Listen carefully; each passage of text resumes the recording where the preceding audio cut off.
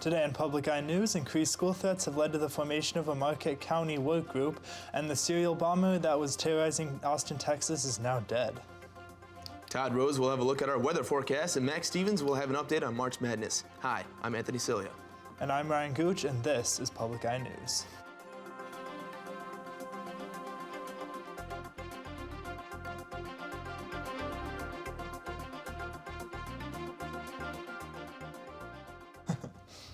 NMU's Student Social Work Organization will be showing a documentary titled Do It for Daniel. The documentary is based on the life of Daniel Olson, an Ishpeming boy who suffered from anxiety and depression and later took his own life. The organization hopes the showing and following discussion will help destigmatize mental illness and help start conversations for those struggling. The event will take place on Thursday, March 29th from 11 p.m. to 10 p.m. in Janrich 1100. Admission is free and the public is invited to attend.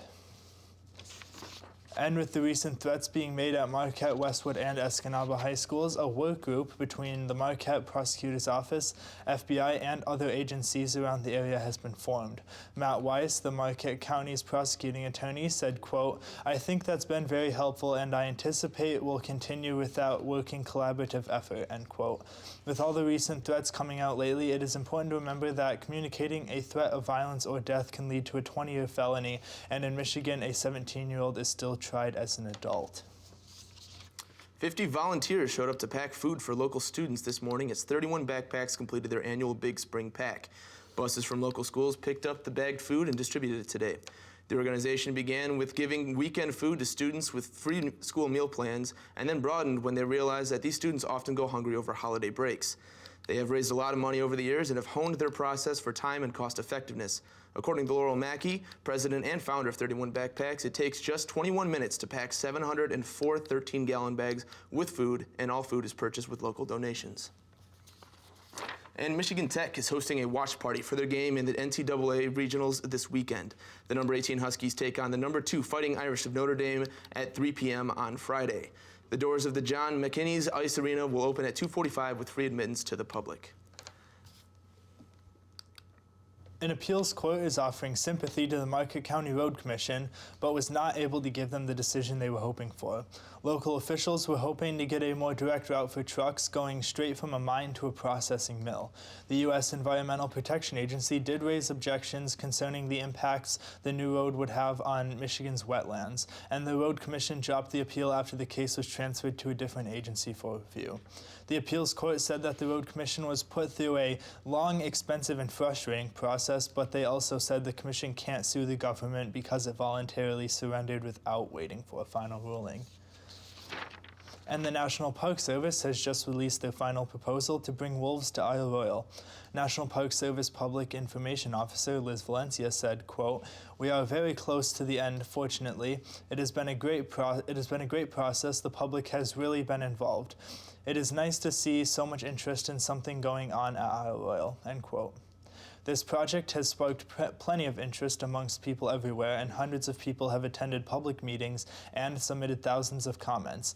The final environmental impact statement plan documents the entire planning process, which includes alternatives, responses to thousands of public comments, and the chosen plan. And after the break, we'll be back with your national and international news. Stay tuned. In a labyrinth of Roman ruins, a chamber of mass death. Tombs packed full of bodies layered on top of one another. Multiple people dying within a very short space of time. But what killed them? And why were they buried this way? This science represents the best chance we have of finding out. Solving the Roman catacomb mystery on Nova. Tonight at 9 after Nature on Public TV 13. And welcome back. The fourth nor'easter storm in 3 weeks has closed schools and canceled thousands of flights as it is expected to drop record-breaking springtime snow in the Northeast. Now, I don't know if Mother Nature was made aware of this, but yesterday was the first day of spring. The storm is bringing heavy snow, strong winds, and lots of frowns. It is also a possibility that coastal flooding will take place throughout the region as well. Over 70 million people are currently under a winter storm watch, so stay safe out there, folks. And police say that the suspect serial bomber terrorizing Texas is dead. Authorities say that the 23-year-old suspect blew himself up in his vehicle north of Austin overnight as a SWAT team closed in on him, and Nikki Batiste has more from the scene in Texas. Police collected evidence Wednesday morning from the scene where the Austin bombing suspect blew himself up. Law enforcement sources have identified the bomber to CBS News as 23-year-old Mark Condit. Investigators say they had tracked him down to a Red Roof Inn north of Austin overnight. They were waiting for tactical teams to arrive, but when Condit left the hotel in an SUV, officers closed in on him. As members of the Austin Police Department SWAT team approached the vehicle, the suspect detonated a bomb inside the vehicle. Police say information they gathered over the last day or two led them to consider Condit a suspect. Surveillance teams were then able to locate the vehicle he was driving here in Round Rock, which led to the confrontation and explosion.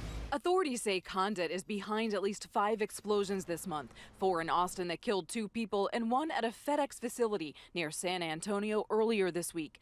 CBS Austin affiliate KI obtained these surveillance photos. It's believed the suspect dropped off 2 suspicious packages at a South Austin FedEx office. And even though Condit is dead, he may have already planned other attacks, so the threat may not be over. Continue to be vigilant. We are concerned that there still may be other devices out there. There was a heavy police presence in the Austin suburb of Pflugerville Wednesday, where Condit lived. Neighbors are finding it hard to believe. Nicest families you'd want to have, nicest neighbors as you'd want to have. Investigators say at this point they do not have a motive, and they don't know if he had any accomplices. Nikki Batiste, CBS News, Round Rock, Texas. After the school shooting in Maryland at Great Mills High School on Tuesday, neighbors and community members held a small prayer vigil for the victims of the event. Holding candles and singing hymns, they honored the young boy and the girl that were injured in the shooting. On a prayer wall at the Church of the Ascension in Lexington Park, people came by and wrote in chalk anonymous prayers for the families and students affected by the shooting. Reverend Greg Seiler, the church's leader and originator of the vigil, said bringing the community together was the first thing he thought about once he heard about the shooting. And a phone call from President Trump to Russian President Vladimir Putin has sparked controversy in Washington, D.C. Angelica Alvarez has more details from the White House. The country's top intelligence leaders acknowledge Russia meddled in the 2016 U.S. presidential election and warn they will strike again this year. The threat of interference remains, and we recognize that the 2018 midterm and future elections are clearly potential targets for Russian hacking attempts. But lawmakers say the Trump administration needs to have a tougher plan in place to protect the integrity of U.S. elections. And they criticized President Trump for not bringing up the issue with Russian President Vladimir Putin Monday. The fact that the president did not even bring up the topic of our election security when he called Vladimir Putin to congratulate him on his victory in a pre-cooked election, I believe is extremely troubling. CBS News has confirmed President Trump ignored warnings from his staff not to congratulate Putin on the election, which the State Department has said restricted fundamental freedoms. When I look at a Russian election, what I see is a lack of credibility in tallying the results. But not all of the criticisms were aimed at the president. I don't like what he did, but I really hate that there's someone in his inner circle that's willing to leak this stuff. And if you don't like working for the president, you should resign your job. The president also confirmed he will have a face-to-face meeting with President Putin sometime in the future. Angelica Alvarez, CBS News, the White House. And Afghan officials say that the death toll has risen to 31 in a suicide bombing attack near a Shiite shrine in western Kabul. Approximately 65 additional people were wounded in the attack in the country's capital. The man that blew himself up passed through several security checkpoints before reaching his destination. The Islamic State group has claimed responsibility for the attack that targeted minority Shiites celebrating the Persian New Year. And after the break, we'll be back with your weather and sports. Stay tuned.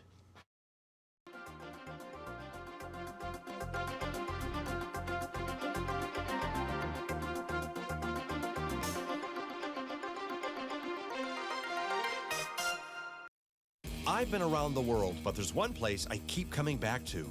This week on UTR, we're in Lake Orion for a place where you can eat, drink, and even play like an Italian aristocrat.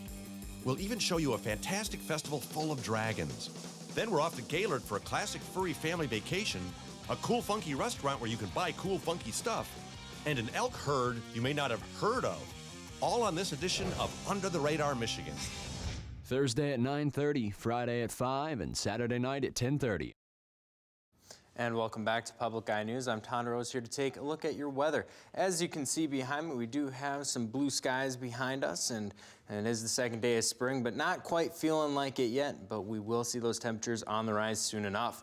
So taking a look at our current conditions, we're looking at partly cloudy skies with a temperature of 29 degrees, winds north-northeast at 9 miles an hour, barometric pressure 30.24 inches and rising. Looking at tonight, we're going to see those mostly clear skies remain with a low of 16 and winds north-northwest at 5 to 10 miles an hour. And then looking at tomorrow, we'll see the sun hanging around, a high of 33 degrees, and then once again, winds north-northwest 10 to 15 miles an hour. And taking a look around the UP, we're going to start over on the eastern half. Here we got 31 degrees in both Sault Ste. Marie and Manistee, both seeing sun. Moving down to the southern half, we got 34 degrees and sunny in Escanaba, 31 and sunny down in Menominee. And then moving over to the western half, 34 degrees and mostly cloudy in Iron Mountain, 36 and sunny in Ironwood. Up in the Keweenaw over there in Houghton, they got 33 degrees, mostly cloudy. Back here in Marquette, we're seeing that 29 and mostly cloudy skies. And looking ahead, on Friday, we have a high of 31, a low of 16, mostly sunny. Saturday, we're looking at a high of 29 and 15 for our low with partly cloudy skies, and partly cloudy skies remaining for Sunday with a high of 38, a low of 25.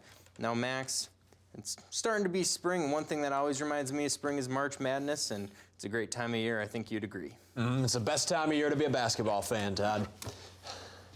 It's March, and the madness is set to continue tomorrow night with the first half of the Sweet 16 games. The South region will set up its Elite Eight matchup tomorrow as the 9th-seeded Kansas State take on the SEC champion 5th-seeded Kentucky. Preceding that game will be the 7th-seed Nevada Wolfpack against the Cinderella team Loyola Chicago Ramblers. The West region also takes the court tomorrow, first with the 3rd-seeded Michigan Wolverines against 7th-seed Texas A&M. The final game of the evening will be the 4th-seeded Gonzaga Bulldogs against 9th-seed Florida State Seminoles. And last night, the Detroit Pistons celebrated the return of point guard Reggie Jackson with a blowout 115-88 win over the Phoenix Suns.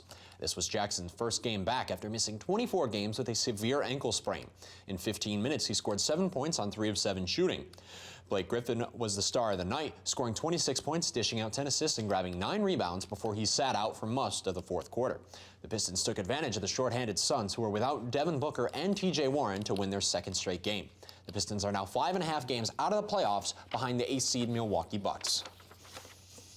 And the Pittsburgh Steelers have signed former Green Bay Packers safety Morgan Burnett to a 3-year, $14.5 million contract, as the Steelers announced last night.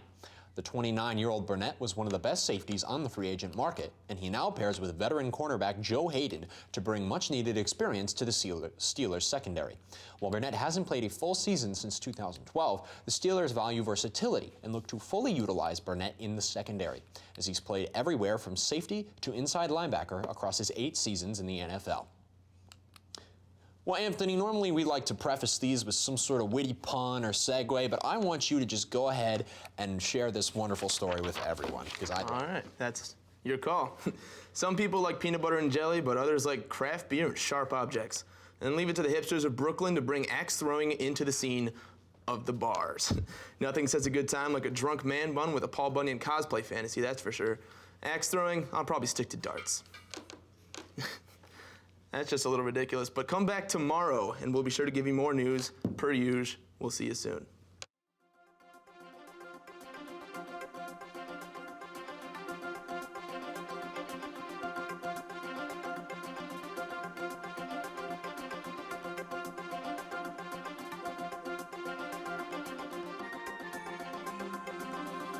The preceding program was produced in studios located in the Edgar L. Hardin Learning Resources Center by WNMU-TV, Northern Michigan University Public Television.